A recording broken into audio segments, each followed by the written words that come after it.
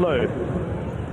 On the warpath, once the lead gets there, Royal Muse is handy enough, ever fast, black and white, and Raw Ebb against the rail. Then comes Desert Wisdom and the two shades of green racing in 5th place, and about 4 lengths off the leader with Mr. St. Paul getting alongside. Then comes Secret Victory deep on the outside, but venturing forward, Discovery Island is one off the fence, and Fanar is in the blue and white silks. They race midfield, and they're letting this leader get away who is on the warpath.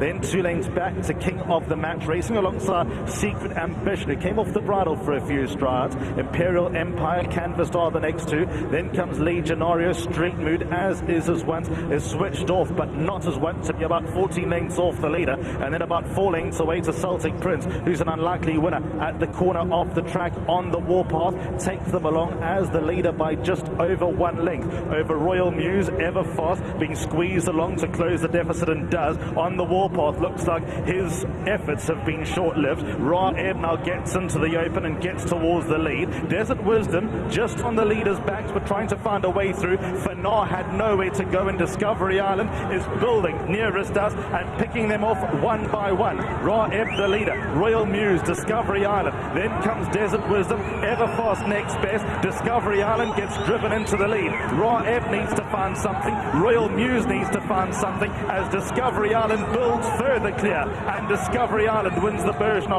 Second goes to Raw Ebb. Royal Muse was 3rd. 4th, how did Celtic Prince get into the photo for 4th with Desert Wisdom? Street Mood, then came Everfast, Canvas, then Secret Victory, who was next across the line. Legionario, Fanar was luckless and ended up not finding much. Mr. St. Paul was out after those with Secret Ambition, King of the Match. Then came On the Warpath and Imperial Empire. Well, James Doyle's had a phenomenal carnival so far, and that's continuing with the winner on Super Saturday. Discovery Island has won, came out to 9, was in a nice position to challenge the pace on the rail on the warpath. Yes, you can stay there, but you've got to have a horse capable of staying there, and he never really was as far as the market had it anyway, and on recent form. We can see James Doyle is not too far back to challenge. He's just in behind. He is facing a little bit of kickback, the horse Discovery Island, but he's a course and distance winner.